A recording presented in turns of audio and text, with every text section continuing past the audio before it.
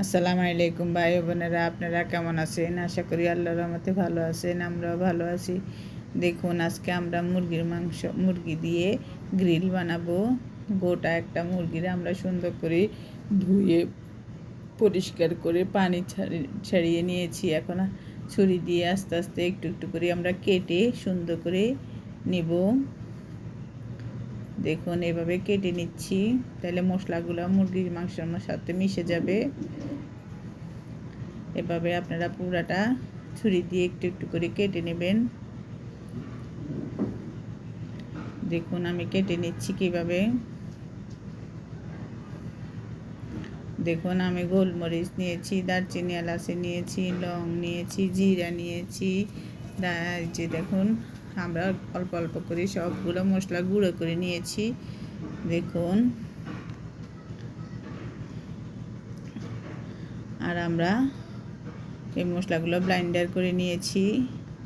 আপনারা চাইলে পাটায়ও গুঁড়া করতে পারেন। এই যে দেখুন, টক দই নিয়েছি। টক দইয়ের সাথে আমরা 2টা সস দিয়ে দিচ্ছি। 2 প্যাকেট সস দিয়েছি। 1 মুঠা যে সয়া সস দিচ্ছি, 1.5 মুঠা দিয়েছি। আর 1 প্যাকেট মুরগির মশলা দিচ্ছি। আমরা একটা মুরগির গ্রিল বানাবো। এই মশলাগুলো আমরা মিক্স করে নেব। এর সাথে আমরা আদা রসুন একটু পরে দেব। দেখুন, লেবু আর লবণ দিয়ে আমরা আগে মেখে নিচ্ছি। আগে লেবুর রসটা আমরা পুরাটা মেখে নিচ্ছি, তারপর লবণ দিব।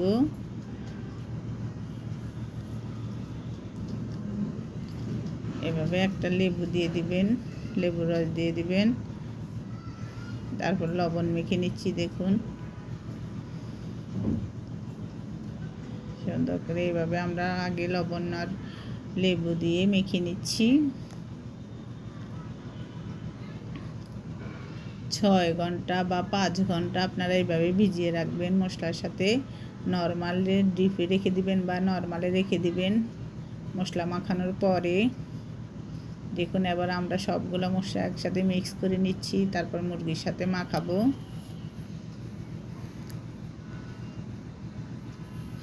আপনারা চাইলে এই মশলার সাথে আদা রসুন একসাথে দিয়ে দিতে পারেন। আমি আদা রসুন পরে দিব।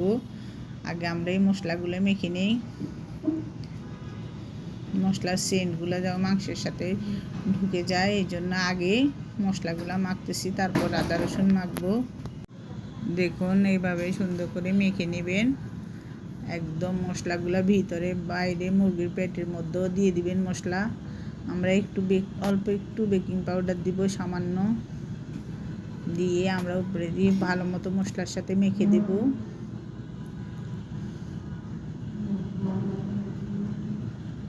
রেস্টুরেন্টের মতো খেতে চাইলে বেকিং পাউডার দিবেন, না দিলেও চলবে, ইচ্ছা। বেকিং পাউডার দিবেন যদি আপনারা 1-2 ঘন্টার ভিতরে মুরগিটা আপনারা গ্রিল করেন, তাইলে না দিয়ে, আর যদি বেশিক্ষণ ভিজিয়ে রাখেন না দিলেও চলে। এই যে দেখুন, আমি আদা রসুন এবার দিয়ে দিচ্ছি। এবার আদা রসুনগুলো আমরা মেখে নেব।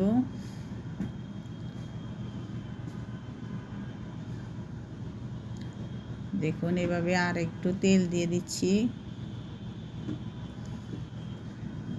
দেখুন, এইভাবে মেখে আপনারা ফ্রিজে রেখে দেবেন, নর্মালে বা ডিপে রেখে দেবেন।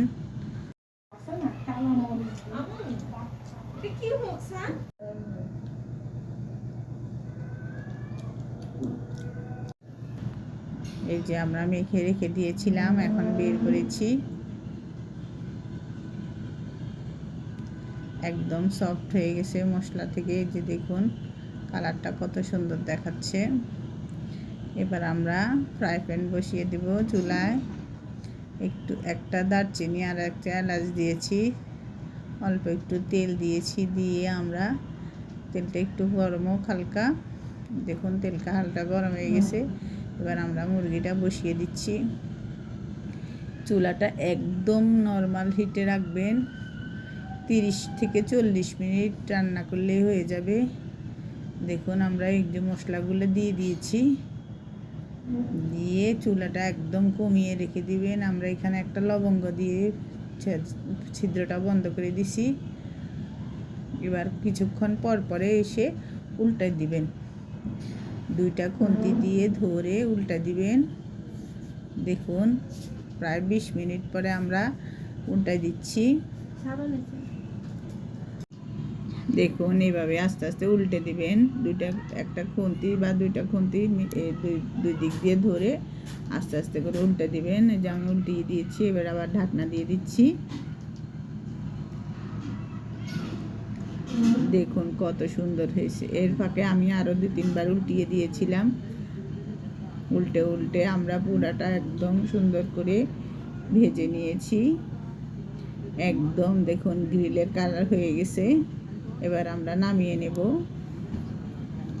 দেখুন কত সুন্দর হয়েছে। এবার আমরা কেচি দিয়ে কাটতেছি। দেখুন আপনারা এইভাবে কেচি দিয়ে কেটে নেবেন।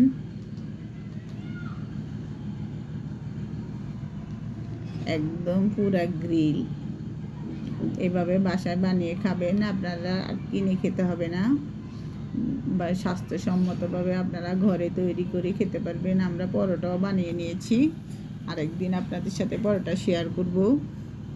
দেখুন কত সুন্দর সফট হয়ে গেছে, এত মজা হয়েছে। আপনারা যদি না খান তাহলে বুঝতে পারবেন না। আপনারা বানিয়ে খেয়ে আমাকে কমেন্ট করে জানাবেন। আজ এ পর্যন্ত, আল্লাহ হাফেজ। আমাদের চ্যানেলটা সাবস্ক্রাইব করে দিবেন।